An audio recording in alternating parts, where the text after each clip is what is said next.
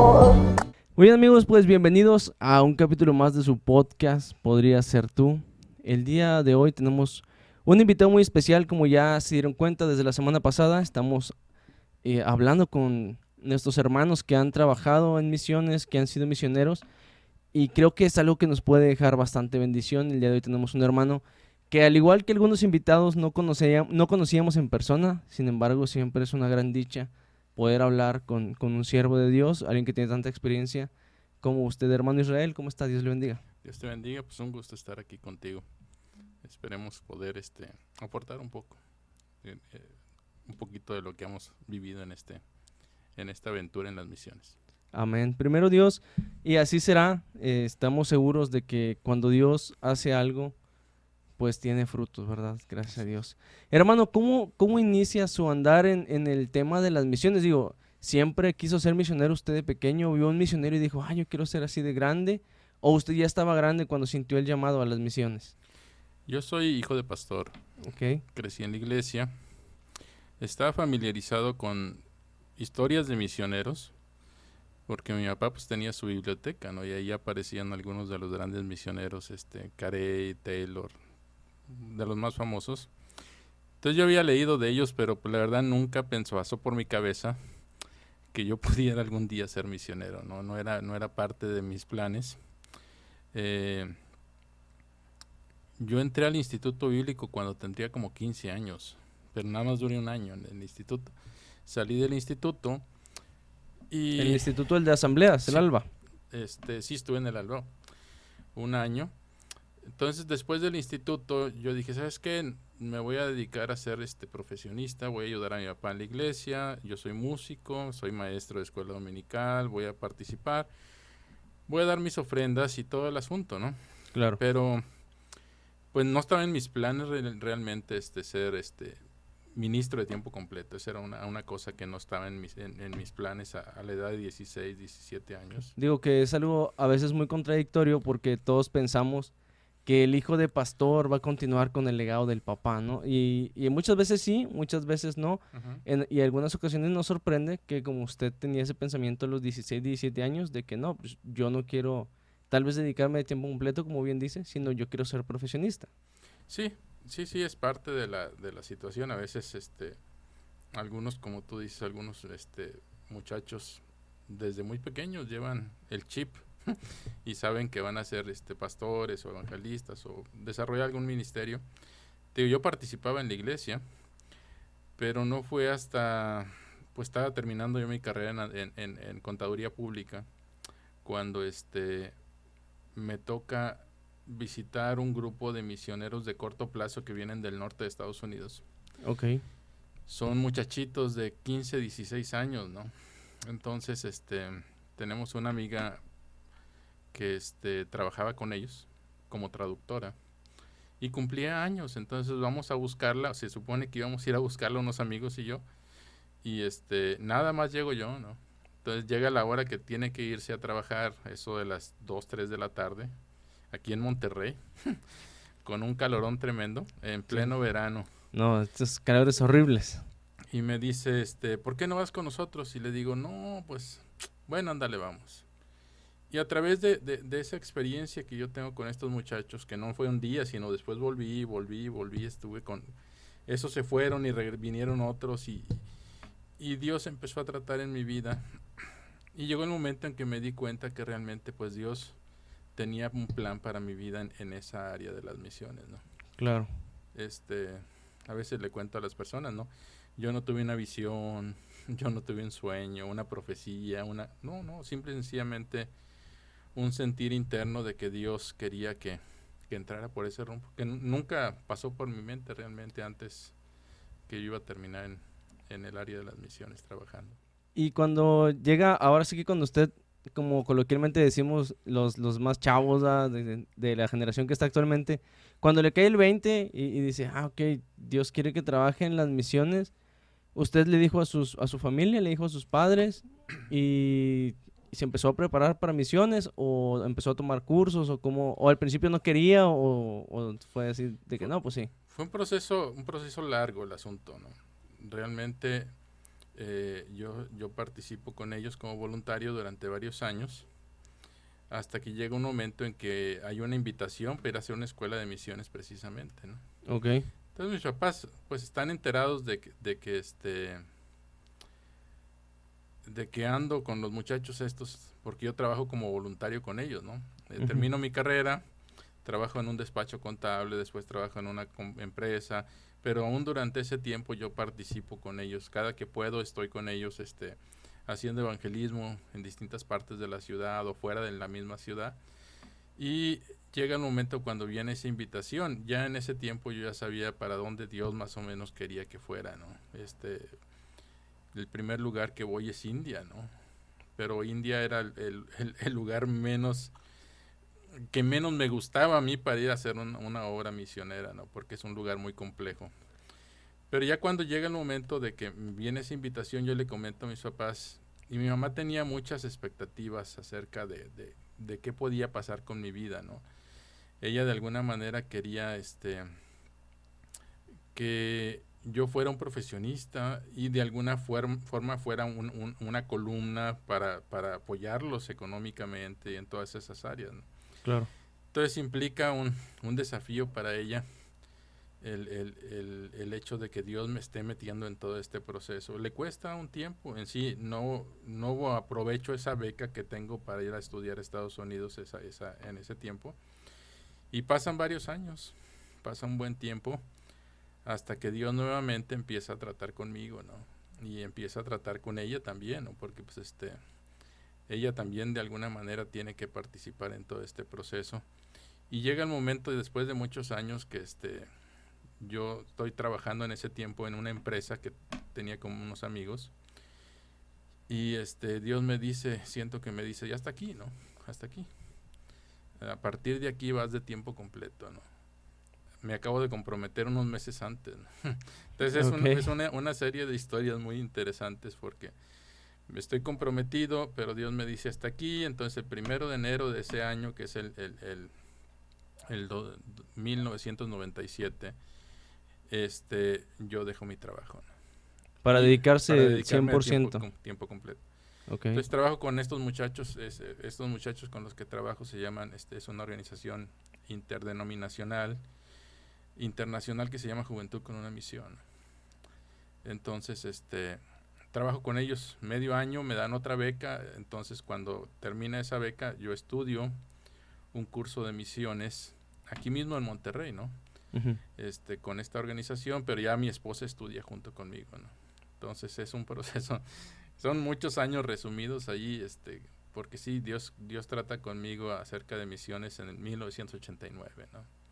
Del 89 al 2017, pues yo estoy metido en misiones, pero de corto plazo, mantengo mi trabajo, estoy en distintas cosas, pero llega el momento en que ya ahí tienes que hacer el corte y decir, bueno, hasta aquí duré como contador público, y de aquí pues es otro asunto, ¿no? Sí, y digo, también como usted comenta, creo yo es un proceso difícil, porque también es trabajar con nuestro propio ego muchas veces, o sea, porque tienes que morir pues básicamente como dice la Biblia, ¿no? Morir a nosotros mismos para que sea quien viva Dios, para que Dios sea quien viva en nosotros. Porque si bien es cierto, todos queremos tener una carrera, todos queremos llegar a algún lugar en la vida, cuando Dios te habla, muchos de repente es como nos hacemos que no nos habla, o sea, es como que no es para mí, es para el que está sentado a un lado mío. Y sí me interesaría, o si nos pudiera platicar un poco, ¿cómo fue ese proceso en el dejar su trabajo para dedicarse tiempo completo al ministerio? Porque digo, supongo o quiero pensar que llegó en algún momento un cierto temor del cómo lo voy a hacer, qué va a pasar, me voy a casar en un año, unos meses, cómo voy a pagar la boda, señor, o sea, ya tengo aquí todo bien armado, ¿qué va a pasar? Sí, realmente, ahorita yo soy director de una escuela de misiones en Oaxaca, de las Asambleas de Dios. Ok. Y acaban de comenzar las clases hace 3 semanas más o menos. Y una de las cosas que platico con los estudiantes, les digo, este es un tiempo donde ustedes van a tener que aprender a depender de Dios, ¿no? O sea, no importa quién eres en el pasado, ¿no? yo creo que todo misionero y probablemente todo ministro en algún momento entra en esto y dice, ¿sabes qué? Pues yo siento que Dios me está metiendo en esto, ¿no? Pero aquí ya no hay sueldo cada semana ni 15 días, aquí ya no hay seguridades de ninguna clase, ¿no? Sobre todo al principio, que nadie te conoce, que nadie te apoya y que no tienes absolutamente nada. Claro. Entonces sí es un desafío. La otra parte que también me pegó era la parte probablemente del orgullo, ¿no? Depender de alguien. Yo durante la escuela, parte de ese yo no quiero trabajar de tiempo completo, tenía que ver con yo no quiero depender de nadie, ¿no? A mí me gusta ser autosuficiente, a mí me gusta pensar que yo puedo salir adelante, a mí no me gusta depender de los hermanos ni de nada de lo que nadie pueda hacer por mí. Yo voy a hacer las cosas por mi propia cuenta. Y es una de las cosas que Dios tiene que destrozar en mi vida en algún momento, ¿no? Esa independencia que tiene que convertirse en una dependencia de Él, ¿no? Y es una dependencia, pues, no nada más en lo espiritual y todo eso, sino aún en lo económico, ¿no? En lo económico, porque, pues, ya ahora ya no iba a ser nada más yo, iba a ser mi esposa. Sí es interesante cuando entro yo, ya dejo mi carrera, dejo todo y entramos a trabajar de tiempo completo. Estoy trabajando con los americanos y de repente me toca recoger una persona en el aeropuerto. Yo no sé quién es, ¿no? Me dijeron, recoge este hermano en el aeropuerto y te lo traes. Estábamos trabajando en ese tiempo ya en Galeana, Nuevo León. Ok. Visitando comunidades en esa zona. Entonces lo recojo, me lo llevo a Galeana. Y después de algunos meses, o sea, bueno, ya platiqué con él, sabía quién era. Era un empresario canadiense, ¿no? Un hermano canadiense que tenía muchos negocios, pero también invertía muchos recursos en misiones. Y me acuerdo que yo no estoy pensando ni asustado, ¿no? O sea, de alguna manera yo entiendo que Dios tiene que proveer los recursos para mí, ¿no? Claro. Y de repente me habla el líder con el que estaba trabajando y me dice, ¿sabes qué? Llegó un cheque para ti de $1,000. El hermano mandó una ofrenda para ti para ayudarte en los gastos de la boda, ¿no? Aleluya. Entonces realmente es un subivaje emocional, ¿no? Porque, como les digo a los hermanos, a los muchachos que están ahorita estudiando, les digo, de repente una de las cosas que dicen los misioneros es entre broma pero en serio, utilizan aquel salmo, alzaré mis ojos a los montes, y dicen, alzaré mis ojos al cajero automático, dice, ¿de dónde vendrá mi socorro? O sea, la verdad es que uno sigue siendo humano, ¿no? Claro. Y uno sigue pensando y preocupado por distintas cosas. Y es bien interesante lo que sucede con nosotros, ¿no? Nos casamos y antes del mes ya estamos en la escuela de misiones. Ok. Nos dan una beca de media beca para mi esposa y media beca para mí. Es una beca de más de $1,000, ¿no? En algún momento hay que pagar el resto de la beca. Pero sí hay muchas cosas que suceden ahí. Por ejemplo, pues no puedes trabajar porque estás estudiando. Llega el momento, al final del curso hay que hacer un viaje, fuera viaje le llaman, un viaje, cruzada le llaman ellos. Okay. Y generalmente es un viaje al extranjero. Entonces el líder de la base nos dice, ¿cómo le van a hacer o a dónde van a ir? Y éramos como 10 personas y la mayoría mexicanos. Y pues Dios pone en nuestro corazón que vamos a ir a Venezuela y Aruba, una islita que está ahí pegadita. Okay. Los americanos, que son los que traen lana, Dios los manda a Guatemala. Y entonces el líder nos dice, bueno, Dios los mandó a Venezuela, está bien. Pero empieza a pasar los días y dice, oye, no hay dinero para ustedes, porque hay que pagar $1,000 para el viaje, ¿no? Uh-huh. Nadie trabajó, nadie pudo hacer nada, no hubo chance de predicar ni de invitar quien nos ayudara, o sea. Y nos dice, de veras Dios les dijo, váyanse a orar otra vez para ver si realmente Dios les dijo. No, pues vamos a orar. No, sí, creemos que Dios nos dijo que tenemos que ir. Y entonces dice, bueno, todavía no hay dinero, váyanse a la sierra, vamos allá a Potrero Redondo arriba. Okay. En pleno invierno, ustedes los primeros días de enero bien helado, heladísimo allá arriba y todo, estamos allí, compartimos y todo el asunto, y cuando bajamos de la sierra, dice, ya hay dinero para ustedes. Una iglesia aportó los $10,000 que hacía falta para que todos ustedes se fueran de viaje. Aleluya. ¿Quién fue? Nunca supimos, ¿no? Nunca supimos.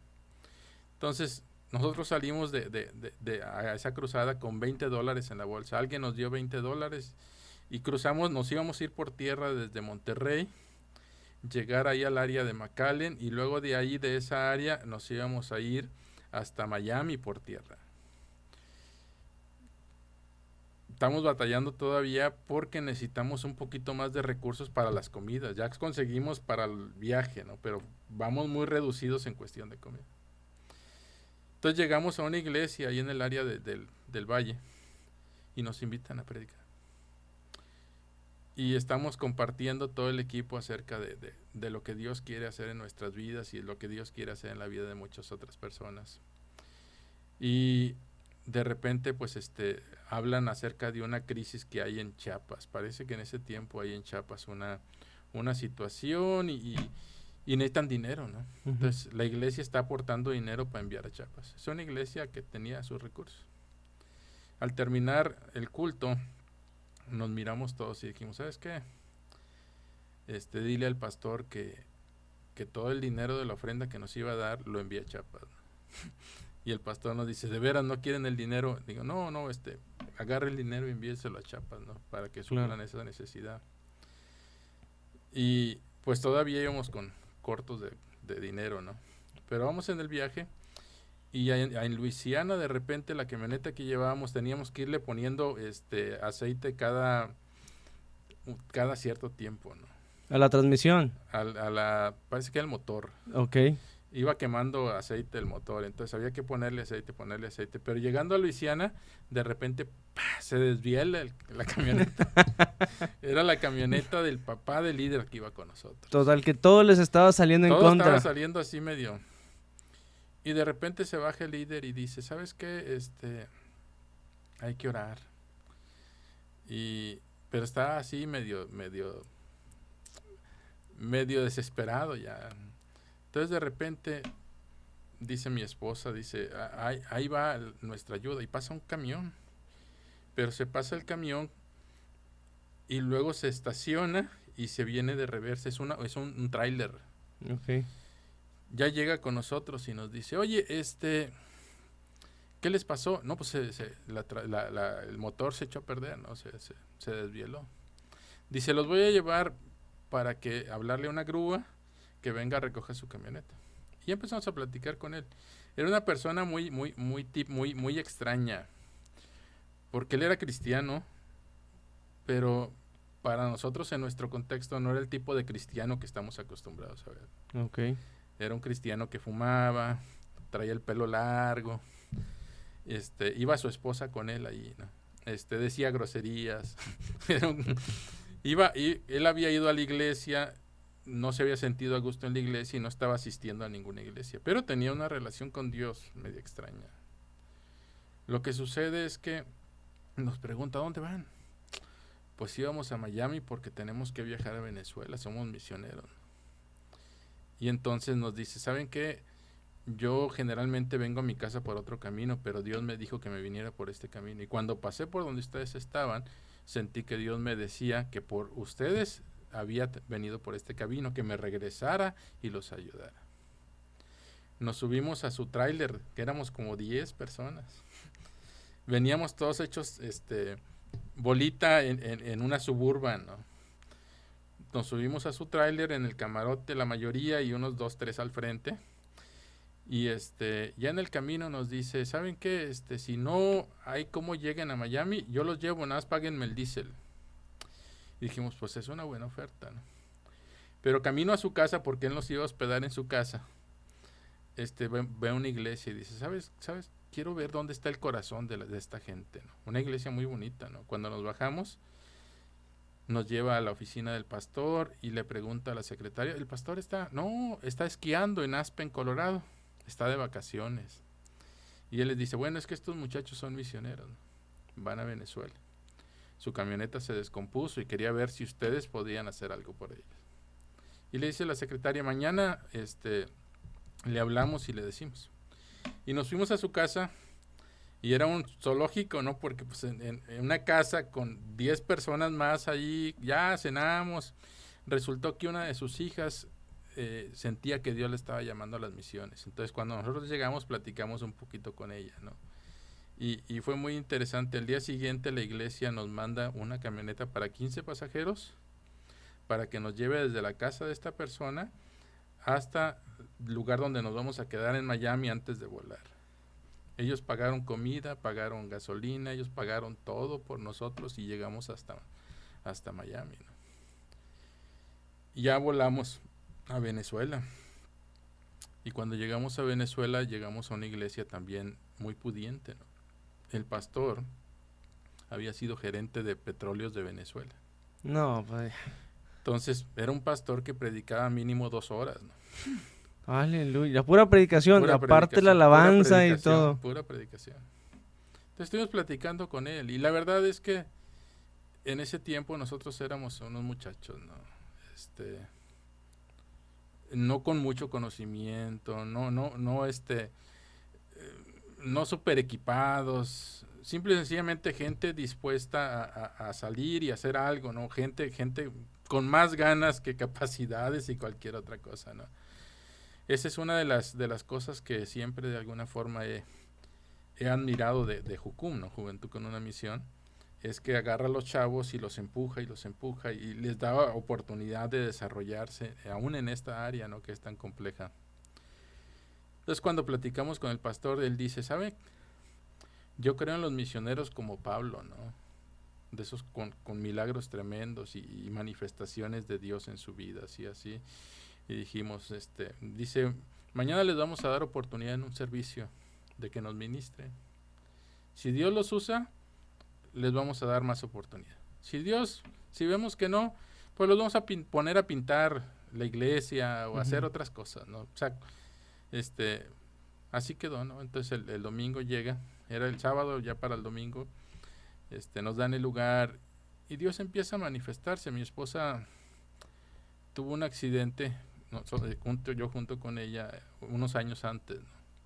Íbamos rumbo a Chihuahua en un viaje misionero y tiene un accidente, se fractura la cadera, omóplato, golpes en la cabeza. Algo otros amigos y otra muchacha que también se fractura la cadera 2 veces, ¿no? Entonces fue un accidente que casi mata a algunas personas en un viaje misionero, ¿no? Pero Dios nos sacó adelante. Cuando mi esposa está compartiendo el testimonio de lo que está pasando, de lo que pasó con ella, Dios empieza a mover muy bonito entre la gente. Cuando termina el servicio, el pastor dice, no, ahorita comparten el que sigue y después en la tarde y ya nos puso ahí una lista de cosas que teníamos que compartir, visitar y hacer. Dijo, no se preocupen por comida, no se preocupen por hospedaje, no se preocupen por nada, ¿no? Lo único que van a sacar aquí es que los vamos a exprimir, ¿no? Los vamos a exprimir, pero pues los vamos de alguna manera también a recibir con todos los brazos abiertos. Fue una experiencia increíble, ¿no? Después entramos a Aruba. Aruba es una islita que está dedicada principalmente a las apuestas, ¿no? Casinos y toda esa clase de cosas. Okay. Y es turístico, entonces ¿sí? Ahí. En ese tiempo en Monterrey, en México no había casinos ni nada de eso, pero allí sí hay. Entonces para entrar te pedían que tuvieras pues dinero, ¿no? Entonces nosotros entramos porque la esposa de uno de los pastores que íbamos a visitar trabajaba como secretaria para la gente que es los que gobernaban el lugar, ¿no? Entonces nos abrieron las puertas y fue una experiencia tremenda. Cuando regresamos del viaje, ya estamos por graduarnos, mi papá fue a la graduación. Si él no ha ido a la graduación, yo no tengo dinero, ni tenemos dinero para regresarnos a nuestra casa. Okay. Pero es una época difícil, porque realmente tú estás acostumbrado a ver cosas, ¿no? Abres tu aplicación del banco en el teléfono y dices, ¿cuánto tengo? Claro. Pues ahí no había. Sí, y digo, y si no tienes, el banco te dice, ¿quieres? Te presto. Y te lo dan en ese rato, ¿verdad? Sí, aquí realmente era una época complicada, ¿no? Porque era desafiante, ¿no? Pero me acuerdo que después de que salimos, mi esposa hace un diario donde anota todo lo que Dios nos da.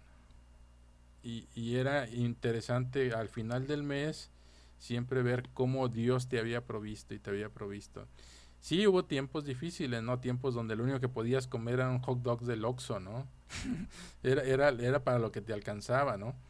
Pero sí es un momento donde Dios trabaja en tu vida y es un proceso de formación, ¿no? Es un proceso de formación donde tú tienes que aprender a no poner la vista en la gente, ¿no? A veces lo sencillo es eso, ¿no? Sí.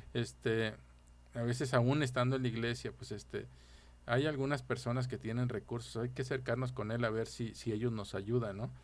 Y a veces Dios permite que te ayuden, ¿no? Pero uno de los problemas que puedes tener es que aprendes a fijar la vista en la gente y te quedas con la expectativa de que la gente es la que te va a sacar. A veces hay hasta misioneros que se enojan, ¿no? ¿Y por qué no me apoyan? Si yo estoy haciendo la obra que Dios me mandó. Y dices, pues es que ellos no te mandaron, ¿no? El que te mandó fue Dios. Y si Dios es el que te mandó, pues Dios es el que tiene que proveer para ti, ¿no? Ese es un proceso muy, muy interesante, ¿no? Claro, digo que realmente me asombra y me sorprende mucho escuchar cómo Dios fue proveyendo desde salir, o sea, salir al viaje, cómo parecía que todo les iba en contra y es muy sorprendente como usted bien platica porque pues cualquiera de nosotros los mexicanos aquí vemos un trailero con esa descripción y decimos, "Ay, este compa no es cristiano, o sea, no es cierto". Pero él, se nos olvida que Dios utiliza a cualquier persona. Ujú. Tengas una relación estrecha, no tengas una relación estrecha, o siquiera te conozca, o siquiera conozcas a Dios, Dios te puede usar para bendecir a alguien. Y ni siquiera nos damos cuenta, ¿verdad? Ujú. Y realmente es algo muy sorprendente. Me quedo muy asombrado porque digo, o sea, todo se fue dando. Que se quedaran justo ahí, que pasara la persona por ahí, que la iglesia los apoyara al día siguiente. Y ustedes no llevaban el efectivo para cubrir la alimentación y que, o sea, todo básicamente Dios se encargó de todo. Sí, ahí yo creo que es importante, siempre lo he pensado, ¿no? La Biblia nos habla, por ejemplo, del caso de Elías, ¿no? Cuando Elías va huyendo y entonces llega a un arroyo y vienen los cuervos y lo alimentan. Y cuando más adelante Dios le sigue, le dice, síguele, ya se secó el arroyo, ya aquí no va a haber cómo proveerte, síguele adelante. Y llega al lugar donde está la viuda de Sarepta, ¿no? Y le dice Elías, pues dame para mí y entonces No vas te a faltará, tener, ¿no? sí. Eh, Creo que ese tiempo para nosotros era un tiempo de escuela, ¿no? No la escuela de misiones, sino una escuela donde Dios trataba específicamente con nosotros. Con la fe, o sea, trató Sí, directamente con su fe. sí, sí, y es precisamente la mayor parte de la situación ahí yo creo que tenía que ver precisamente con finanzas, ¿no? Aprender a depender y confiar en Él, ¿no? Ya después de ese tiempo pues han pasado muchos años, ¿no? Te estoy hablando de eso, van a ser que 25 años casi de eso, ¿no? 25, sí, Pero, 25. pero en ese tiempo de alguna manera sentó unas bases que después nos han servido, ¿no? Hemos pasado por crisis, hemos estado en distintas partes del mundo, en India, en Tailandia, de repente te avisaba la tesorería, que era la que recababa las finanzas para nosotros. De repente ya no tienes dinero, ¿no? Háblale o comunícate con algunos de tus patrocinadores para que a ver si ellos pueden hacer algo y tu fondo se recupera. Más que hablar con tus patrocinadores era, Señor, pues, o sea, tú fuiste el que me metiste en esto, ¿no? O Claro. sea, tú me invitaste a esta situación, o sea, pues el que invita paga, ¿no? Entonces, Tuvimos una invitada la semana pasada, uh-huh, que también fue misionera, también andó por allá por India y uh-huh, está trabajando con los cacataibos uh-huh, en el Perú. Entonces, ella dijo una frase que se me quedó súper grabada porque dice, el que invita paga los tacos. sí. Y yo le dije, Dios, tú me trajiste, tú me invitaste y yo estoy esperando que tú pagues. Sí. Y realmente en el ámbito de las misiones me imagino, o quiero pensar, que muchos de ustedes, de los misioneros, realmente viven por fe a ciegas, confiando en que Dios va a proveer, digo, porque siempre ha provisto, entonces, pero una cosa es decir, hermano, no te preocupes, Dios proveerá. yo lo he dicho un chorro de veces y a mí me lo han dicho un chorro de veces. Pero cuando te toca estar de este lado esperando, básicamente confiando, Sí. de repente sí puede ser un poco difícil. Fíjate que para mí, Uy, no pasa nada, no pasa nada. Ya ando tumbando. Para mí, el haber pertenecido a Juventud con una Misión, en ese tiempo probablemente de voluntario, yo leí algunos de sus libros muy, muy, muy interesantes, muy desafiantes, ¿no? Hay un libro que se llama Eres tú, Señor. Es un libro del autor, bueno, del fundador de Juventud con una Misión, Loren Cunningham. Él es un ministro de Asambleas de Dios, un ministro joven, ¿no? Abandona la organización para fundar esta grupo de misiones y te cuenta sus historias, ¿no? Entonces, todas esas historias de alguna manera se convierten en semillas que van germinando en tu vida, ¿no? Tú esperas, o por lo menos a mí me tocó ver todo eso, tú esperas lo sobrenatural, ¿no? Tú esperas las cosas increíbles, maravillosas, los milagros más increíbles que puedas ver en distintas áreas, ¿no? Entonces, hay otro libro que ahorita no me acuerdo, no lo recuerdo ahorita, pero que habla también acerca de todo eso. Hace el año pasado me tocaba dar clases a los muchachos de la escuela y yo les compartía, les decía yo, lean estos primeros capítulos del libro. Y son capítulos desafiantes, ¿no? Porque ves de alguna manera donde Dios permite que dos muchachas entren a un país cerrado, donde no quieren a los cristianos, donde si tienes Biblias te van a golpear, te van a encerrar, y cuando ves toda la historia de lo que pasa ahí, cómo de alguna manera Dios interviene con su mano, o sea, no nada más es dinero, sino también toda otra serie de cosas milagrosas, porque pues a fin de cuentas estás realizando la labor que Dios te mandó a realizar, ¿no? Claro, sí, digo, desde tocar una puerta y que te abran, ahí vemos cómo Dios te apoya, porque digo, ¿cuántas veces no hemos sabido de alguien que va, y a lo mejor ni siquiera va como misionero, pero es alguien que va a vacacionar a alguno de estos países, y por el hecho de llevar una Biblia en el celular, o por el hecho de llevar una Biblia física, porque tal vez lee la Biblia todos los días, se buscan problemas. Entonces, cuanto más alguien que va precisamente a eso, y en estos países tan cerrados, en donde el hinduismo, los musulmanes, o sea, todo eso está muy, muy fuerte, en donde adoran básicamente casi todo, y cuando tú les presentas a Dios es como que, espérate, o sea, no. Sí, no es tan sencillo compartir, ¿no? Pero sí, pues una de las materias a llevar en cualquier escuela de misiones no es cómo levantar finanzas realmente, no, sino más bien es cómo depender de Dios. Y a veces les digo a los muchachos, esa nosotros podemos hablarles de ellas, de esa materia, pero el que tiene que enseñárselas en serio pues es Dios, ¿no? Es Dios. Y es Claro. A través de los desafíos que van enfrentando, ¿no? El no tener dinero para pagar la escuela, el no tener dinero para ir a comprarte una coca de repente, y toda esa clase de situaciones. Para alguna gente sería impensable, ¿no? En el momento en que me pase eso, yo me levanto y me voy a mi casa, ¿no? Claro. Pero al que Dios mete en esto, pues entiende que lo que Dios está haciendo es enseñarnos a depender de Él. Absolutamente, ¿no? Esa parte la comparo mucho cuando yo entré al ejército, le platicaba hace un momento, estuve por ahí sirviendo en el ejército algunos años. Y en mi curso básico, cuando te están quitando esta costumbre de venir de ser un civil normal, por llamarlo así, ahora que formas parte de las Fuerzas Armadas, yo ahorita ya me da risa, claro, y me divierto a veces platicando de esas situaciones, pero en su momento fue muy doloroso, porque literalmente abrían las puertas del lugar y te decían, si ya no puedes, mira, ahí está la puerta, vete. Y era, no nada más era una friega en lo físico, o sea, sino en lo mental también, porque era, bueno, en mi caso fue salir de la comodidad de mi casa, a ir a meterme ahí y luego ver cómo a veces te maltratan, te hablan mal, comes súper poco, duermes nada.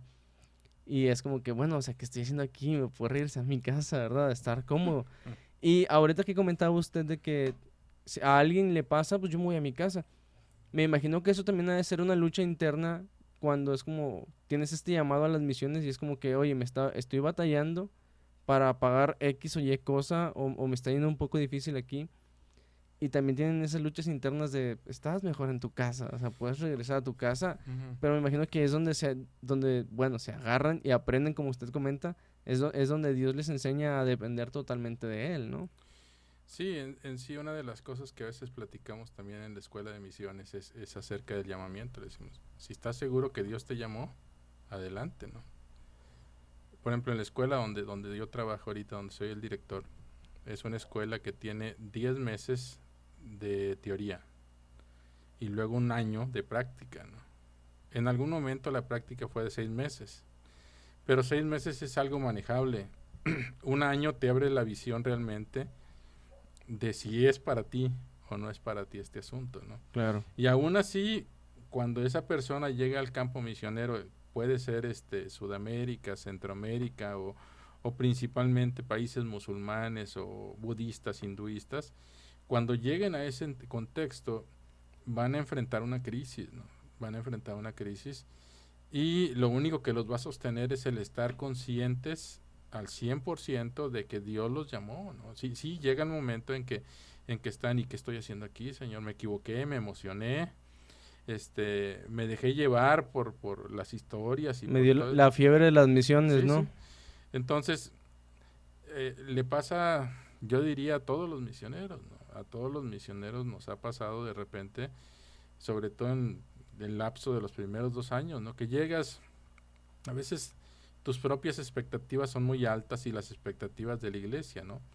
A veces la iglesia piensa que bajándote del avión ya llevas 20 convertidos, ¿no? No hablas el idioma, apenas hablas.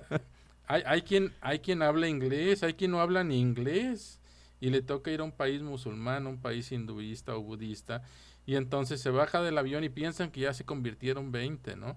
Y que entonces la siguiente semana va a comenzar ya a tener cultos, ¿no?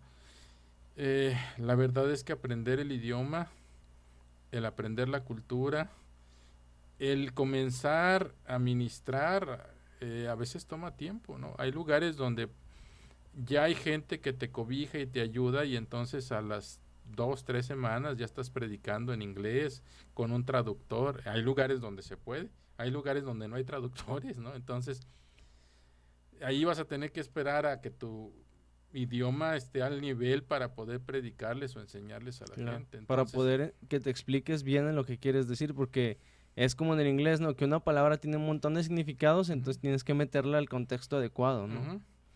Entonces sí es complicado. Entonces en ese proceso de llegar es un proceso donde es muy desgastante, ¿no? Porque alguna vez cuando a mí me gusta platicar y a veces contar historias de las películas, ¿no? Estaba viendo esa película de Everest Ok. que se pasó hace poco y dices, cuando llegan al campamento base, llegan en helicóptero. Pero lo primero que se dan cuenta cuando llegan al campamento base es que no pueden respirar bien. Y están a la mitad del camino, todavía tienen que llegar a la mitad del camino hacia arriba y si no están listos para llegar hasta arriba, no van a poder. Entonces cualquier caminadita, cualquier cosa que hagan les cuesta el doble o el triple de lo que les costaba al nivel del mar o más abajo, ¿no? Entonces lo mismo sucede con el misionero, ¿no? Cuando sale de aquí, entre más cosas tenga que hacer, más difícil va a ser para él, porque todo lo va a cansar el doble o el triple, ¿no? Entonces va a ser un desgaste emocional, físico, así tremendo. Y cuando ya llega el momento en que el misionero pues, se siente desfondado, ¿no? Claro. Y si dice, pues no estoy siendo útil, la gente está esperando que yo le comparta a muchas personas, pero pues no conozco su cultura, no conozco su idioma, no sé qué decirles ni cómo decírselos, a pesar de que estudié en el instituto, estuve en la escuela de misiones, a pesar de todo eso, llegas de repente a una situación de crisis, ¿no? Es que tampoco hay nada, o sea, nada como la experiencia para poder aprenderlo, porque en la escuela podemos ver muchísima teoría, nos pueden enseñar muchísimos métodos, pero ya estando en el campo es muy diferente todo, o sea, porque Ujú. a lo mejor quieres aplicar un método y lo dices, no se puede, entonces acá, y luego ninguno de los que te enseñaron se puede, entonces tienes que inventar tú solo tu propio método Ujú. para poder llegar. Y yo creo que, digo, yo la verdad no estoy muy empapado en el tema de las misiones, sí conozco algunos misioneros, de repente he platicado con ellos, pero el hecho de yo ir a otro país y sufrir lo que se sufre y batallar lo que se batalla, realmente es que no. Sin embargo, sí me puedo imaginar cómo es llegar y cuando llegas, como usted dice, cuando llegas a donde ya hay alguien, pues más fácil, ¿no? Porque llegas, te presentan a las personas que ya medio te Ujú. apoyan, que están ahí contigo, que te pueden traducir, pero cuando llegas tú y tú eres el primero en llegar ahí, o sea, toda la piedra la tienes que picar tú solo. Sí, hay distintos clases de misionero, ¿no? Está el pionero, ¿no? El que le toca llegar y abrir y poner todo, ¿no? Y hacer todo. Y hay otros que ya llegan en procesos distintos, ¿no? Entonces ya hay un lugar, ya hay gente por ahí, ya hay algunas facilidades, ¿no? Y eso pues ayuda muchísimo, ¿no? Claro. Si no estuvieran esas facilidades, pues yo creo que la mayoría a lo mejor no aguantaría, ¿no?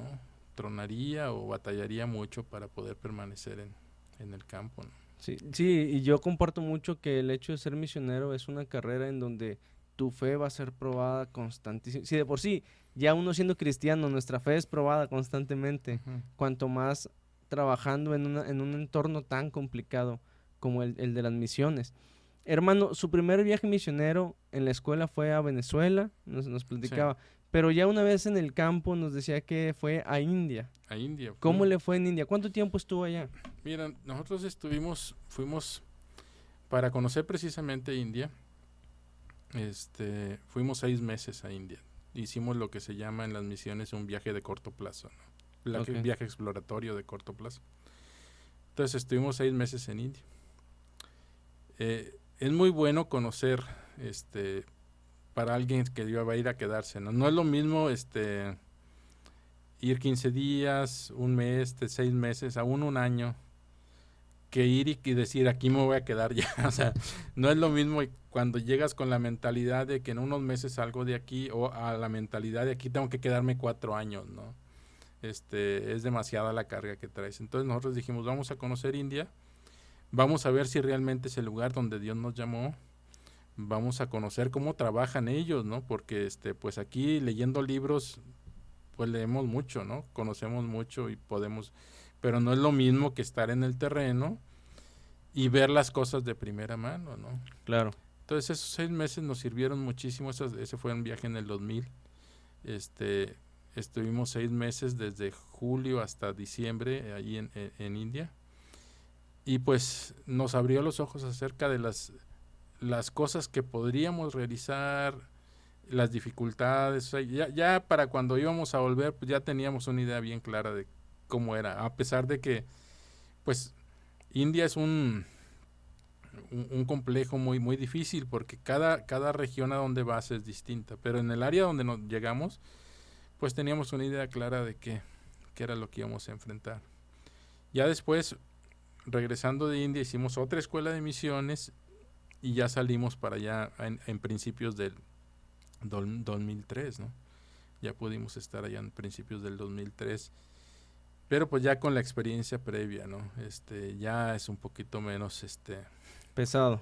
sí, ¿Y sí, cuánto sí. tiempo estuvieron? Me imagino que fue con su esposa allá a India, ¿no? Sí, estuvimos del 2003 al 2010, ¿no? Ok. Con un break ahí de unos meses para venir. Los periodos en asamblea son 4 años, regresas un año y te vuelves a ir, ¿no? Entonces, del 2003 al 2010 más o menos estuvimos por allá. ¿Y cómo fue su choque cultural? Porque, bueno, para empezar, llegar allá es otra cultura totalmente diferente. Y luego 4 años y luego regresar a tu cultura mexicana o a nuestra cultura mexicana Ujú. también fue un proceso, a lo mejor no tan difícil de adaptación porque, pues, al final de cuentas somos mexicanos. Pero 4 años viendo la misma cultura, viendo lo mismo, ¿qué tan diferente para usted fue regresar a México? ¿O cómo fue su choque cultural México con India? Nos ayudó primero mucho el exploratorio. Cuando Ujú. llegamos para allá ya tenemos una idea de una serie de cosas, aunque a pesar de eso siempre tienes choques, ¿no? Siempre tienes choques, siempre hay cosas que te empiezan a molestar y que te causan conflicto, ¿no? En el proceso. Pero dentro de lo que cabe, gracias a Dios, encontramos alguna gente que nos ayudó, indios, Fue bonita nuestra experiencia porque hoy en día, por ejemplo, seguimos teniendo amigos en India, ¿no? Hace algunos años, hace unos 3 años, 4 años, se iba a casar el hijo de uno de los pastores con los que estuvimos trabajando muy fuerte. Ahí lo conocimos cuando tendría él unos 10, 11 años, ¿no? Entonces ya se iba a casar, nos invitó, fuimos a India, estuvimos por allá 15 días. Acaba de fallecer su mamá también. Pero dejamos amigos, o sea, que seguimos en contacto con ellos, que hay un aprecio, que a veces todavía hasta hace poquito, estamos hablando ya de una buena cantidad de años que salimos de India, pero todavía hasta hace no mucho, te felicitaban en el día del aniversario, tu cumpleaños y mantenían cierta clase de comunicación con nosotros, ¿no? Entonces realmente uno de los desafíos del misionero es cuando sale, pierde todo su red de soporte, ¿no? Red de apoyo. Ya no hay amigos, ya no hay familiares, ya no hay conocidos, ya no hay nada, ¿no? Y en ese tiempo el internet era malísimo, ¿no? Entonces no había manera tampoco de, hoy en día pues con WhatsApp o el Zoom o cualquier cosa, hay una comunicación. En sí a veces hoy en día se habla de que hay una sobrecomunicación que le impide al misionero adaptarse a la cultura, porque está todavía hasta las 2, 3, 4 de la mañana con la gente acá tratando de mantener ese contacto. Claro. Y escribiendo en su idioma, hablando en su idioma. Entonces eso no le ayuda para adaptarse a la cultura nueva donde tiene que adaptarse, ¿no? Fíjese, yo recuerdo cuando yo tenía, ahorita tengo 29, pero recuerdo cuando tenía unos 13, 14 años que en la iglesia decían, llegó una carta de nuestra misionera que está en Turquía, ¿no? Un ejemplo. Y llegaba la carta, y la carta llegaba casi 3 meses después de cuando la envió. Entonces ya cuando llegó la carta ya no sabías si la misionera estaba viviendo lo mismo o qué tan urgente era la carta, porque realmente tardaban mucho en llegar, ¿no? De 1 a 3 meses, porque cruzaban básicamente la mitad del planeta, ¿no? Sí. Esas cartas. Y ahora, como bien dice, vemos, digo, por seguridad de muchos misioneros que están en aquellos países que no suben nada a sus redes sociales, pero que están en constante comunicación con la iglesia, con su familia, con sus amigos. Y si bien es cierto, ese apoyo, como usted bien comenta, ese círculo de apoyo se mantiene, sí creo que le puede llegar a restar un poco al misionero. Digo, yo no lo veo mal, ¿verdad? Que se mantenga en contacto con su familia, pues al final qué bueno que está en contacto con su familia, pero sí creo que pierde un poquito ese enfoque, porque pues claro, no es lo mismo dormirte a las 10 de la noche a dormirte a las 2, 3 de la mañana y al día siguiente levantarte cansado y todavía tener que hacer todas tus actividades, ¿no? No es malo, como tú dices, el internet es una buena herramienta para mantenerte comunicado. Los niños que nacen de aquel lado del mundo o que nacen aquí pero se van muy chicos, pues tienen oportunidad de relacionarse todavía con la familia y toda esa clase de cosas. Pero sí es un peligro, ¿no? Sí es un peligro. Para el misionero necesita desarrollar su disciplina para poner límites, ¿no? Porque pues a fin de cuentas, si te vas para allá es porque Dios te llamó y porque entiendes que es lo tuyo y pues tienes que darle prioridad a lo que es prioritario, ¿no? A veces sí habrá por ahí quien de repente haga mal uso de toda esa situación y a fin de cuentas lo que suceda es que termina regresándose frustrado, ¿no? Porque no pudo relacionarse con la cultura, porque se siente fuera de todo eso, pero parte de la culpa es del mismo, ¿no? En su proceso de adaptación. Por eso es importante también, pues la gente con más experiencia que te oriente, que te diga, oye, pues cuidado con esto, cuidado con lo otro, para que puedas salir adelante, ¿no? Sí, digo, un consejo muy a tiempo siempre es muy bueno. Sí. Normalmente siempre buscamos a alguien que ya haya pasado por esa situación, alguien que ya haya ido a ese país, alguien que haya salido a lo mejor de un bache similar, para poder decirle, oye, ¿cómo le hiciste? Entonces creo que tiene mucho sentido. Después de que regresan de India estos 7 años, aproximadamente 7, 8 años que anduvieron por allá, ¿vuelve a salir a otro país? ¿Vuelven a salir como matrimonio a otro país o ya se quedan en México? Sí, salimos a Tailandia en el 2015, finales del 2015. Ok. Salimos a Tailandia. India se complica para nosotros por la cuestión de las visas, ¿no? Allá como en el 2009 hay un atentado terrorista muy fuerte en la India. Y el gobierno, yo creo que lo usa de excusa. Ya para ese tiempo, usa de excusa el atentado terrorista para cambiar el sistema migratorio. Y hay también un cambio de gobierno donde el gobierno que está en funciones es un gobierno pro-hinduista, ¿no? Okay. Donde tiene también pues grupos paramilitares, ¿no? Todos ellos pro-hinduistas que pelean en contra de musulmanes y que queman iglesias y que hacen muchas desmanes, ¿no? Claro. Entonces, cuando ellos llegan al poder, hay un cambio de cuestiones migratorias y hace muy difícil para el misionero poder permanecer ahí. Todo el tiempo que nosotros estuvimos con una visa de turista, ¿no? Entonces, cuando llega esa situación, tendríamos que haber cambiado por una visa de estudiante o por una visa de negocios o por una visa de trabajo, ¿no? Pero es más difícil conseguir esa clase de visa. La visa de estudiante es la más sencilla, pero es difícil de conseguir, ¿no? Sobre todo para alguien ya de nuestras edades, ¿no? Claro. A lo mejor los muchachos es más fácil para ellos. Y las otras visas pues son muy difíciles. Sí, Entonces, porque me imagino una visa de negocios, tienes que comprobar cuál es el giro de tu negocio, cuánto tiempo, que invertir. dónde vas a invertir y te van a estar monitoreando. Exacto. En el fisco y todo eso, ¿no? Sí, o sea, si vas a hacer negocios, esperan que hagas negocios, ¿no? Y sí hay misioneros en esa situación, pero pues, dentro de nuestra organización no hay mucho manera de hacerlo eso. Tendrías que conseguir muchos recursos de muchas partes para poder lograr algo como eso. Entonces, cuando eso sucede, pues realmente nos cierra un poco las puertas. Y entonces tenemos que buscar otro lugar a donde ir, ¿no? En ese tiempo también paso por 2 crisis yo de salud, ¿no? A fin de cuentas, pues vamos a Tailandia. Y estamos en Tailandia, pero en Tailandia mi esposa también enfrenta una crisis de salud muy seria. Y a finales del siguiente año, del 2016, tenemos que venir de regreso, ¿no? Por esa crisis de salud. Y a partir de ahí, pues no hemos podido salir, ¿no? Le digo a la gente, yo tengo la esperanza todavía de que a lo mejor un día no muy lejano podamos salir nuevamente a poder visitar Tailandia, estar en Tailandia o en India o en algún otro lugar, ¿no? A donde Dios nos mande, ¿qué dicen? A donde Dios nos mande. Y entonces fue para ustedes, me imagino su esposa, al igual que ustedes, entregada a las misiones, fue un duro golpe el dejar la obra pues empezada, me imagino, en Tailandia y tener que regresar por una cuestión de salud. ¿Cómo ha sido este tiempo? ¿Regresaron qué, 2016, 17? 2016, en diciembre, ¿no? Ya como el 20 y tantos de diciembre, unos días antes de Navidad, Sí, ¿no? justo para Navidad llegaron. Justo para Navidad.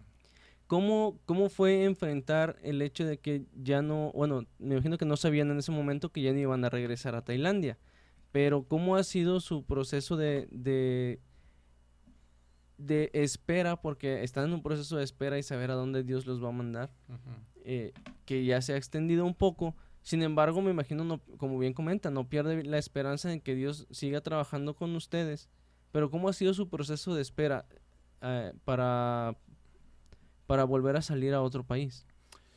Es difícil, la verdad cuando salimos de Tailandia, yo llegué a pensar que ya no había posibilidad de regresar fuera del país, salir fuera del país, ¿no? Entonces sí es una crisis en la que entras, ¿no? Es una crisis, probablemente dentro del ámbito de la gente normal sería como perder tu trabajo, ¿no? Claro, sí. Donde otra vez entras en una crisis donde no hay seguridad de nada, no hay recursos económicos, o sea, donde no sabes a dónde, cuál es el siguiente paso, ¿no? Entonces sí es una crisis difícil. Algunos compañeros la han pasado. No es sencillo de enfrentar esa crisis. Porque sí estás en una situación, muchas veces a nosotros, por ejemplo, pues sabíamos que teníamos que regresar, pero Dios claramente no nos decía que sigue, ¿no? Parte del caminar del misionero es ponemos de ejemplo a veces a Abraham, ¿no? Sal de tu tierra y tu parentela a una tierra que yo te voy a mostrar, ¿no? Entonces ese es el caminar del misionero, un caminar en fe, y en confianza, ¿no? Aún a sabiendas de que no sabes exactamente a dónde vas a ir a parar, ¿no? Pero Y cómo sabes que vas a a algún lado vas. de alguna forma tú sabes que Dios de alguna forma sigue contigo y que pues algo va a suceder, ¿no? Claro. Entonces sí es un proceso complicado, es una crisis para el misionero. Hace falta ahí, yo creo que ayuda para los misioneros en esa clase de situaciones, ¿no? Hay organizaciones que llevan un tiempo más grande caminando en todo este proceso y tratan de ayudar a los misioneros en esas crisis. Hay misioneros que se llaman de corto plazo, ¿no? Un misionero que sale al campo entre un día a 2 años se le considera misionero de corto plazo. Ok. Pero generalmente de ahí para adelante se habla acerca de misioneros de carrera, ¿no? Entonces sí hay misioneros que salen al campo y permanecen en el campo 30, 40, 50 años, ¿no? Pero hoy en día ya no es tan común, ¿no? Hoy en día es más bien, sales al campo, estás unos años trabajando y al poco tiempo tienes que regresar y cambiar, reinventarte, ¿no? Reacomodarte a otra situación, Sí, fíjese, lo voy a interrumpir aquí tantito. Ujú. Conocí hace unos 4 años, por seguridad no voy a decir sus nombres, pero unos misioneros que se encuentran por allá en un país que empieza con M Ujú. y su bandera es roja. Suficiente información para saber en qué país, ¿no? Y ellos también son una familia, o sea, son los dos padres y dos hijos, si mal no recuerdo.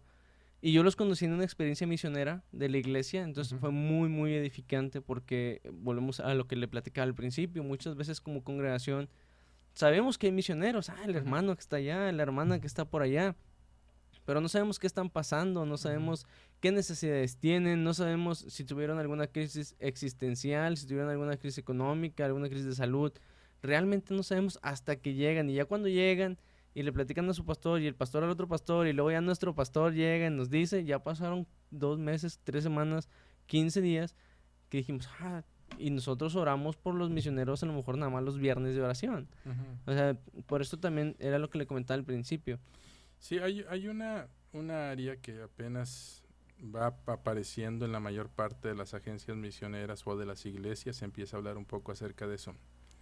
Y es el área que se llama cuidado integral. Nosotros también somos parte ahorita de esa área de cuidado integral. Trabajamos con las familias de los misioneros. Uno de los problemas que encuentra a veces la iglesia es que lo único que vive del misionero generalmente es los testimonios, ¿no? Las grandes victorias, los milagros y toda esa clase de cosas. Y es lo que el misionero generalmente comparte en la iglesia, ¿no? Y a veces es lo que el misionero comparte en la iglesia porque sabe que es lo que la iglesia quiere oír, ¿no? Claro. ¿Sí? Pero la verdad es que la vida del misionero es una vida como la de cualquier otra persona, ¿no? Es una vida donde hay desafíos, es una vida donde hay enfermedad, es una vida donde hay problemas emocionales a veces, es una vida compleja, ¿no? Entonces esa área de cuidado integral es un área donde apenas comienza, sobre todo en Latinoamérica, a tomar un poquito de auge, ¿no? A considerar al misionero no Superman, ¿no? Porque a veces también esa es parte, le digo, yo soy parte de una familia pastoral, ¿no? Entonces hace 30, 40 años los pastores eran Superman, ¿no? El pastor no se enfermaba, ¿no? Es más, el día que yo me enfermé y terminé en el hospital universitario y me habían dado un diagnóstico provisional de leucemia, algunas personas estaban diciendo, ¿y cómo puede ser posible que este hermano siendo misionero y haciendo estas cosas esté enfermo, ¿no? Claro, totalmente de acuerdo, porque muchas veces pensamos precisamente que, entonces se enfermó, quiere decir que no tiene una buena relación con Dios. No, hermano, o sea, son una persona y a lo mejor escucha feo, pero común y corriente, que se Ujú. enferma, que va al baño, que come, que todo, o sea, y se nos olvida realmente. O muchas veces en la iglesia pensamos como con Pablo, no, los misioneros tienen que acostumbrarse a tener como a no tener, a comer un chorro como a tener escasez. Pero también, ¿cuántos de nosotros que decimos que el misionero tiene que acostumbrarse a tener y no tener, cuántos apoyamos realmente una causa misionera? Sí, ahí te digo, es entender que el misionero es de carne y hueso, ¿no? Y que el ser humano está compuesto, pues de alguna manera sí, de un cuerpo físico, pero también una área espiritual y emocional y toda esa situación, ¿no? En sí, si tú analizas estadísticas de las agencias misioneras, vas a encontrar que hay una buena cantidad de misioneros que regresan del campo enfermos. ¿Sí? Y a veces regresan del campo enfermos con enfermedades medias extrañas, que no porque en el país donde estén haya bacterias o virus o situaciones distintas, sino más bien de enfermedades que son de difícil, ¿cómo le llaman? De diagnosticar. Ok. Porque muchas de esas enfermedades tienen que ver con la carga que el misionero lleva. Te digo, yo estoy trabajando en esa área también. Entonces hablamos, por ejemplo, del estrés que el misionero lleva, ¿no? El misionero, el estrés normal de una persona serán 150 puntos en un año. Ok. Un misionero que va a salir al campo por primera vez puede llegar a tener hasta 1200 puntos De estrés. de estrés. Wow. Entonces, y a medida que se va adaptando, baja el estrés, lo más que baja son como 600 puntos. Entonces, toda la vida del misionero Vive estresado. vive estresado, con un estrés crónico. Y una de las cosas que causa enfermedades de esa clase que no se pueden diagnosticar es el estrés crónico, ¿no? Entonces, Claro. el misionero tiene que aprender a sobrellevar ese estrés. Algunos lo logran muy bien, otros no tan bien, y batallan en el proceso, ¿no? Entonces sí hay situaciones increíbles que suceden en campo, o sea, como grandes victorias, así como las historias que te contaba al principio, historias que nos animan y nos desafían y todo, y te puedo contar historias de milagros y todo el asunto que pasaron mientras trabajábamos en India. Asimismo hay testimonios de historias, por ejemplo, había un grupo de rumanos que llegaron a la India, a una zona muy difícil. Después de algunos meses, una de esas personas tuvo que ser retirada de la India y enviada a Rumania y terminó en un hospital psiquiátrico por un tiempo, ¿no? Wow. Porque realmente las situaciones que enfrenta el misionero, enfrenta situaciones ciertamente espirituales, ¿no? Eh, Aquí hablamos, por ejemplo, de Catemaco y de la petaca, ¿no? Ajá, sí, sí.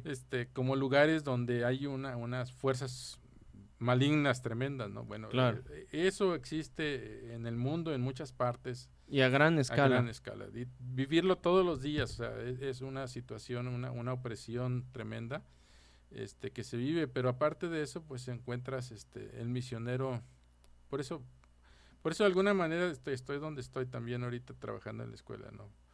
Porque dices, realmente tenemos que preparar a los misioneros lo mejor posible para que puedan permanecer en el campo sanos la mayor cantidad de tiempo posible. Claro. Sí, digo que es como usted comenta, el cuidado integral del misionero es algo que le comentaba hace un momento, mi cuñada Perla Padilla, ella se encarga también de ese tipo de cosas en la iglesia, en la denominación en donde yo voy, ¿verdad? En la iglesia metodista. Y muchas veces no nos ponemos a pensar que a lo mejor, como usted comenta, hay un misionero que tuvo una crisis y a lo mejor ocupa, si bien ocupa a su familia, pero también ocupa a lo mejor alguna terapia por ahí psicológica, alguna dieta porque viene enfermo del estómago, por el Sí, sí. estrés, medicamentos porque a lo mejor, o sea, sí, yo comparto muchísimo que el estrés puede enfermarlos. Claro, o sea, si aquí nos estresamos a veces por un trabajo, Ujú. porque pierdes tu bono de puntualidad y ya andas bien estresado y te duele la cabeza, y son cosas muy mínimas. Cuanto más estando en un país ajeno en donde puedes llegar inclusive a perder tu vida por el trabajo que estás haciendo. Entonces me imagino que el estrés, o sea, me sorprende que diga que son más de 1000 puntos de estrés. O sea, yo no me imagino, o sea, no dimensiono el dolor de la migraña que puede llegar a generar, la ansiedad que puede llegar a generar ese estrés, porque realmente son niveles que yo no conozco, ¿verdad? Y que jamás he alcanzado. Sí, sí, hay estudios de eso. En sí, hace ya tiempo yo me encontré un artículo que hablaba de eso, ¿no? Dice, ¿por qué se enferman los misioneros? O sea, era el nombre del artículo. Y venía hablando de todo ese proceso y no nada más ese artículo, ¿no? Hemos ido trabajando sobre aprender acerca de esa situación, ¿no? Nuestra misma experiencia en campo ya nos hablaba de esa situación, pasamos muchas de esas cosas, pero ya cuando llegues aquí dices, bueno, pues vamos a tratar de ayudar a los que todavía están, ¿no? Vamos a tratar de ayudarlos, de orientarlos, de capacitarlos, como te digo, en la escuela, ¿no? Por ejemplo, en la escuela les hablamos precisamente de estrés y cómo enfrentar el estrés, ¿no? Les hablamos de parte de lo que causa también conflicto, pues son las relaciones interpersonales, ¿no? Okay. Entonces les hablamos cómo solucionar conflictos con otras personas. Claro. Y les hablamos una buena cantidad de temas que tienen que ver con este tema de cuidado integral para tratar de prepararlos, ¿no? Comento yo a veces en la escuela, les digo, les comentaba a los muchachos, hace 2 semanas me tocó dar clase allá y les hablábamos una introducción al cuidado integral y yo les decía, pues a veces el asunto es que la gente dice, pues ya los enviamos, ¿no? El desafío de Mateo es ir y hacer discípulos a todas las naciones. Ya se fueron, ya los enviamos, les dimos dinero, ya se fueron. Entonces ya se acabó el asunto, le digo, pero el asunto es que Mateo 28 nos habla y nos dice, id. Entonces, si mandamos a alguien, pero no hizo discípulos, pues realmente no logró su objetivo, ¿no? Claro. Probablemente estuvo 1 año, 2 años, 3 años, 4 años, pero si no logró hacer discípulos, no ha cumplido su propósito. Claro. Entonces necesitamos que el misionero permanezca en el campo la mayor cantidad de tiempo posible para que pueda hacer discípulos, pero para que permanezca en el campo también tiene que estar sano, no nada más espiritualmente, ¿no? Que también a veces el misionero en el campo se cae espiritualmente. Hay misioneros que han dejado de ser cristianos, ¿no? Se han convertido en musulmanes o hinduistas o se han perdido, ¿no? Se han hecho ateos. Y ahí la importancia de lo que decía usted, ¿no? Si realmente crees que Dios te llamó, éntrale, porque si no puede llegar también a pasar eso, ¿no? Sí, entonces, precisamente por eso es hablar acerca de tratar de trabajar con ellos, no nada más en una área de conocimiento, ¿no? El año pasado, por ejemplo, tuvimos nosotros en la escuela clases en línea. Y tuvimos mucha gente, teníamos 16 alumnos, ¿no? Casi nunca tenías. Y eso era, wow, tenemos demasiada gente. Tenemos mucha gente. Sí. ¿Cuánto es la asistencia promedio? ¿Unos 10? Que 11? Más o menos por ahí. Okay. Entonces, tienes 16 alumnos, pero de lo que te das cuenta es que sí les estás pasando conocimiento, sí están aprendiendo de distintas cosas, pero les está faltando parte de la dinámica de estar juntos, de tener los roces, de poder ir a hacer trabajo en distintas partes y toda esa área. Entonces este año decidimos comenzar en presencial, ¿no? Okay. Igual con cupo limitado por el tema de la tenemos distancia ahorita, y todo. Tenemos 5 alumnos, ¿no? Okay. Ahorita, pero sí dijimos, no, nos sale como escuela, nos sale mejor económicamente tenerlo en línea. Tenemos más alumnos, tenemos más recursos, podemos hacer más cosas, pero no es lo que queremos formar, ¿no? Queremos no nada más darles conocimiento, sino queremos también formar en ellos otras clases de cosas que no podemos lograrlas a través de la distancia, ¿no? Claro. Porque después, precisamente, cuando salen al campo se van a topar con los desafíos que van a tener. Se van a topar que allá sí está la gente aquí, sí les están hablando fuerte aquí, les están levantando la voz, y que no es todo tranquilo estando en su casa sentados tomando una clase, ¿verdad? Pues digo que tampoco es como que en la iglesia van a ir a pelearse y a escucharse gritar, pero sí pueden llegar a tener a lo mejor diferencia de opiniones, y eso también les sirve para saber que no siempre la gente va a estar de acuerdo con ellos, ¿no? Entonces supongo que todo es aprendizaje en el transcurso. Sí, pues es que hay mucho que enseñarles, ¿no? Muchas cosas que aprender en el camino. Te digo yo, nosotros fuimos a 2 escuelas de misiones, ¿no? Y aún así, ya estando en el campo, te das cuenta, me faltó esto, me faltó lo otro, me faltó. Claro, volvemos a lo mismo, nada como la experiencia para que puedas palpar todo lo que está pasando en ese momento. Uh-huh. Mi hermano, ya estamos casi por pasar a lo último del podcast. Realmente ha sido algo, al menos para mí, hablando en mi persona, muy, muy edificante y realmente muy sorprendente el conocer este lado de la vida del misionero, ¿verdad? ¿Qué consejo le podría dar a nuestra audiencia que está pensando en irse a misiones, en decir, sabes que yo siento que Dios me está llamando a las misiones? Pues primero yo creo que requiere una preparación. Una de las cosas que debería de hacer una persona interesada en misiones es hablar con su pastor y decirle, pastor, quiero ser misionero, creo que Dios me está llamando allí. Y muchas veces la persona piensa inmediatamente, voy a ir al instituto bíblico, ¿no? Pero yo creo que es más saludable, antes de irse al instituto bíblico, integrarse a todas las actividades que pueda de la iglesia. Dar clases en la escuela dominical, abrir una célula, predicar, evangelizar, dirigir un culto, o sea, hacer todo lo que pueda dentro de la iglesia antes de salir al instituto.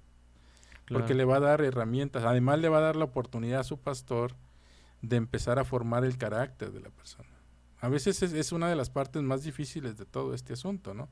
Queremos que Dios nos use aunque tenemos un carácter del nabo. No, sí, explosivo, es que agresivo, que humilla a todo mundo, que tenemos un orgullo inflado, o sea, claro. A veces hay gente que tiene dones y ministerios increíbles, pero cuando los ves ya en la vida real en su casa, pues ahí es donde no, salen. Fíjese que no lo voy a quemar porque luego mi hermano se enoja conmigo, pero tengo un camarada por ahí que de repente agarraba y decía, no, yo, como yo soy hijo de Dios, eso me convierte en un semidios.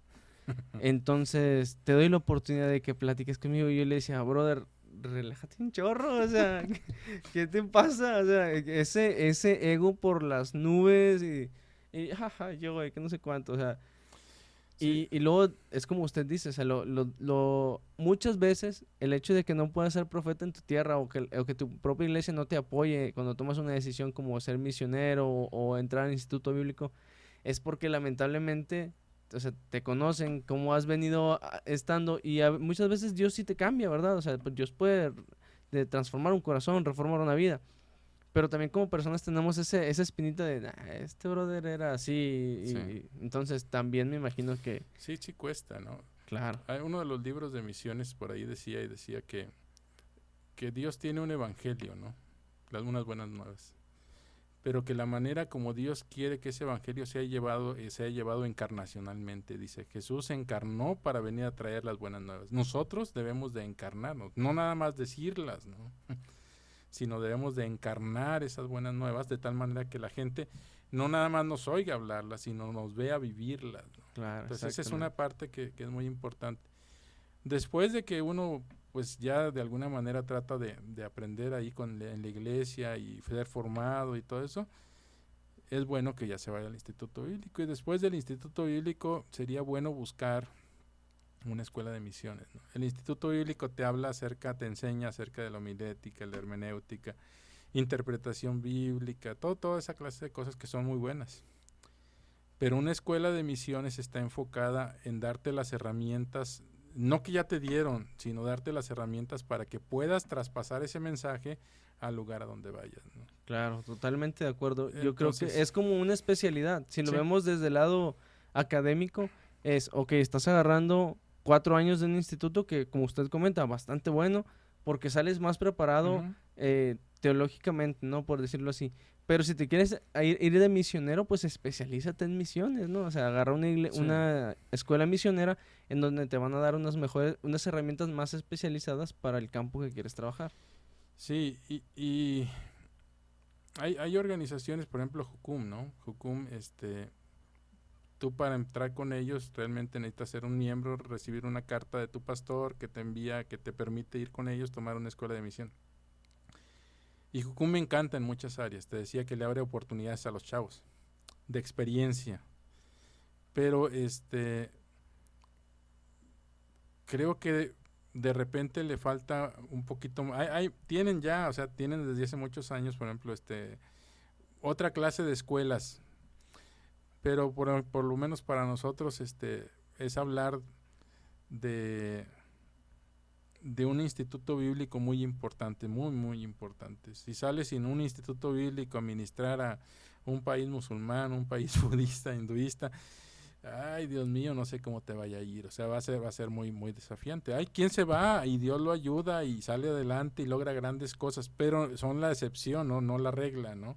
Entonces, entre mejor preparado vayas bíblicamente, un sólido instituto bíblico, una sólida capacitación teológica, más una sólida capacitación misionológica, pues te ayuda, ¿no? Te ayuda mucho. Claro. Sí, y entre más preparado garantizas más el éxito de lo que quieres hacer, ¿verdad? también. Sí, decía un misionero, decía Mario Loz, decía un misionero mal preparado es un mal misionero, ¿no? Y se oye Claro. feo y se oye arrogante y todo, pero la realidad es que un misionero mal preparado es alguien que en el campo no va a saber qué hacer y probablemente va a cometer muchísimos errores que pueden traer consecuencias, ¿no? Claro. Digo que tampoco está mal que se equivoquen, obviamente. Sí, sí. No tengan miedo a equivocarse, raza, si se quieren ir de misioneros. Los errores son normales. Pero realmente es cierto, digo, puedes cometer errores que si vas un poquito más preparado dices, ay, chale, pude no haber hecho esto. Entonces, Sí, evítate eso. pues es lo que te decía ahorita, ¿no? Cuando nosotros hicimos 2 escuelas de misiones. Cuando llegamos al campo y estamos trabajando, de repente te dices, pues me falta esto, me falta lo otro, me falta lo otro, ¿no? Ya a toro pasado dices, si hubiera aprendido esto, y es lo que tratamos ahorita de hacer, ¿no? Cuando entramos, ahorita yo llevo 2 años como director de la escuela de misiones, y lo primero que hacemos es, vamos a darle una mano de tigre a esto, ¿no? Meter las cosas que yo sé que les van a faltar cuando estén en el campo, ¿no? Claro. Entonces hay que trabajar sobre esas cosas para que pues el campo sea menos difícil, ¿no? Sí, no es como darles toda la pauta para que sea súper fácil, porque nunca va a ser Nunca va a fácil, ser, ¿no? pero al menos, como ustedes bien dicen, o menos difícil, sí les puede ayudar a que sea su proceso también de adaptación, inclusive ya estando en un país, ¿no? Uh-huh. Sí, Hermano, ya estamos por terminar. Antes de pasar a lo final, quisiera agradecerle que se haya dado el tiempo de venir con nosotros. Digo, estamos no tan lejos, pero realmente el hacer un espacio en su agenda lo agradezco muchísimo, el que comparte con nosotros su experiencia y nuevamente decirlo, el conocer un poco más de este lado que no muchos conocemos de los misioneros. Realmente es algo muy edificante y es algo que al menos, le digo, hablando directamente en mi persona, me deja mucho para pensar en, ok, Señor, todos como ustedes, todos vemos lo grande que eres con los misioneros. Entonces nos falta como iglesia poder ver y apreciar el lado humano del misionero. Entonces realmente es algo que yo agradezco muchísimo, que se dé el tiempo. En el podcast tenemos 2 secciones antes de finalizar. Uh-huh. Y la primera sección se llama ¿A quién y por qué? Esta sección trata de un hipotético caso Uh-huh. en el que llegamos al cielo, primero Dios, todos vamos a andar por allá, ¿verdad? Uh-huh. Y antes de entrar al cielo, estando ya en la puerta, ¿no? Estoy pasando lista, y no, su nombre, perfecto, sí, se reservó nuestro hermano, pásale al gozo de tu Señor, pero antes de que pases, tienes la oportunidad de hablar con un personaje, puede ser bíblico, histórico, puede ser a lo mejor algún familiar que le gustaría volver a ver, cualquier persona que usted quiera y nos gustaría saber, a excepción de Dios, obviamente, no vale, no haga trampa, nos gustaría saber a quién y por qué.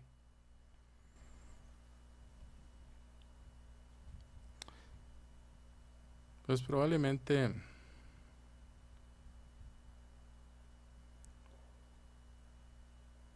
me gustaría ver, por ejemplo, a Bernabé, ¿no? Ok.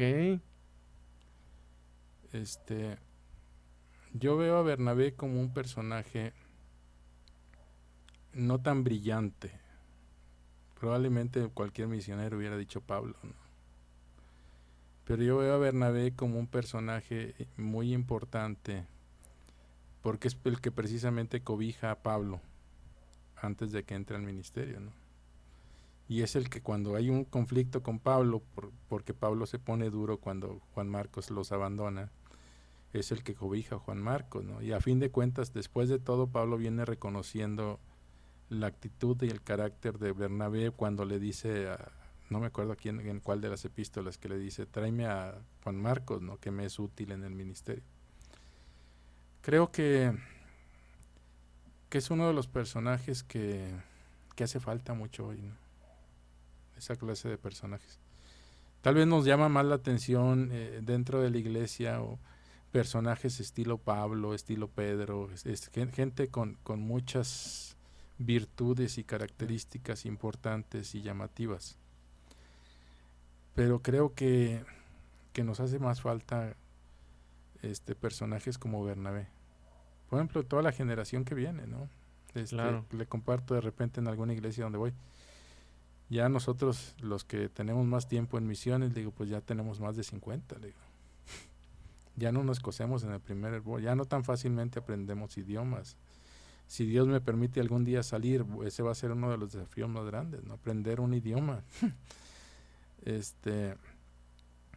Necesitamos gente nueva.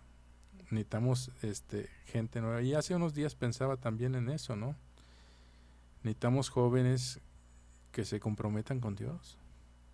Jóvenes que no sean perfectos, pero jóvenes que estén dispuestos a servir, dispuestos a aprender, dispuestos a caminar en esta aventura tan desafiante, ¿no? Que son las misiones. Pero también necesitamos Bernabés, ¿no? Que los cobijen, que los apoyen, que los animen, que les que sean ese eslabón para que esas personas puedan salir y hacer cumplir el propósito que Dios tiene para sus vidas. Claro. Pues bueno, muchísimas gracias por contestar la pregunta, y aunando un poquito más en su comentario, yo creo que sí hace muchísima falta esas personas que cobijen a los nuevos, ya sea en misiones, ya sea en el pastorado, e incluso a la gente nueva en la iglesia, a los nuevos creyentes. Creo que también hace falta gente que los cobije, que les diga, sabes que no pasa nada si te equivocas, es normal porque tienes poquito. Obviamente no lo hagas conscientemente, pero es un proceso que lleva a Dios contigo. Y yo creo que sí, mucha falta hace ese tipo de personas en cualquier congregación, ¿verdad? Y hermano, nuestra última sección, y con la que casi nos estaríamos despidiendo, es El Invitado Te Recomienda. Es súper fácil, queremos 2 recomendaciones suyas. Pueden ser 2 libros, 2 películas, 2 textos, 2 cantos, 2 de lo que usted quiera. Únicamente 2, puede ser uno y uno, como usted se acomode mejor. Pero queremos 2 recomendaciones que usted diga, ¿sabes qué? Leí, vi, escuché esto, y cada que lo escucho, lo leo, lo veo, me deja algo de enseñanza. Sí, dos libros y una película les voy a dejar. Claro, adelante. El primer libro es el libro que les había comentado hace un momento, ¿no? Eres tú, Señor. Va a ser difícil de conseguir porque ya no lo producen mucho, ¿no? Pero es un libro que para mí me desafió. Fue parte de lo que Dios usó para meterme en todo este proceso de las misiones. Cuando conocí Jucum, este libro fue muy importante para mi vida. Otro libro también muy importante que lo conocí también en Jucum se llama Perfil de 3 monarcas. Okay. Un libro que habla acerca del liderazgo y de toda esa clase de situaciones, y cómo a veces como seres humanos malinterpretamos y confundimos cosas, ¿no? Es un libro para leer, muy, muy, muy recomendable. Y otra de las cosas que me gusta mucho a mí es la apologética, ¿no? En sí soy maestro de instituto bíblico en el área de evidencias cristianas o apologética, y pues les recomiendo la película esa de El Caso de Cristo, ¿no? Okay. Es una película también muy interesante sobre todo yo creo que para la juventud de hoy en día, ¿no? Que está bombardeada con tantas cosas en el internet, que tiran pestes en contra de Dios, de Cristo y de todas esa clase de situaciones. Es una película, un libro, porque es un libro originalmente, muy recomendable para leerlo o para verlo, ¿no? Fortalece mucho la fe de todos aquellos que de repente andan un poquito zarandeados con todos los comentarios y todas las cosas que aparecen de repente en las redes sociales o en muchas otras partes. Claro, El Caso de Cristo se llama, ¿verdad? Muy bien, pues estas fueron las recomendaciones de nuestro hermano. ¿Nos puede decir su nombre completo por si la banda lo quiere seguir o quiere acercarse con usted para algún consejo, alguna pregunta acerca de la Escuela de Misiones? Sí, mi nombre es Israel Martínez Sánchez. ¿Y dónde lo puede seguir la gente? Pues en el Facebook principalmente, ahí me pueden buscar, Israel Martínez Sánchez. La Escuela de Misiones se llama CAMAD, C-A-M-A-D, ¿sí? CAMAD. Es el Centro de Adiestramiento Misionero de las Asambleas de Dios, y pues hay gente de de distintas organizaciones, ¿no? No es una escuela nada más para la gente de asambleas, ¿no? Ok. Así que ya saben, amigos, si les interesa, pueden dejarnos su comentario aquí en el video, abajo o arriba, depende de dónde lo estén viendo. Y pues vamos aquí a etiquetar como quiera a nuestro hermano el día que publiquemos el video para que cualquier duda puedan acercarse con él. Mi hermano, una vez más, muchísimas gracias por abrirnos un espacio en su agenda. Y pues bueno, este espacio es suyo cuando usted desee venir, con toda confianza. Aquí su humilde casa, pues es también su casa, ¿verdad? Muchas gracias. Y bueno, raza, ya saben que no es bueno burlarse de nadie, ni hacerlo menos por lo que estén pasando, porque tal vez el próximo podría ser tú. Nos vemos, hasta luego, que Dios te bendiga.